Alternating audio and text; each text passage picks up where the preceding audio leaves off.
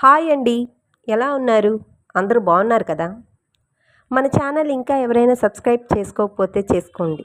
అబీస్ చిట్కా. అలాగే మీరు ఈ వీడియో లైక్ చేయడం ద్వారా ఈ వీడియో మరికొంతమందికి చేరే అవకాశం ఉంటుంది. Please like, share and subscribe.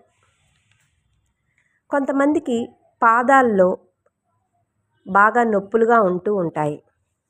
అలాంటి వారు టీవీ చూస్తూ అయినా ఈ చిట్టి చిట్కా ట్రై చేసి చూడండి.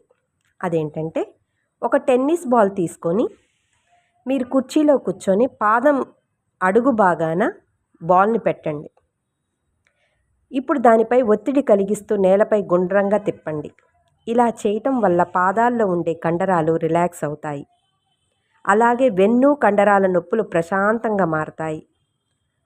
తొడ కండరాల నొప్పులు, వెన్ను నొప్పి కూడా తగ్గుతుంది. అవసరమైన వారు ట్రై చేసి చూడండి.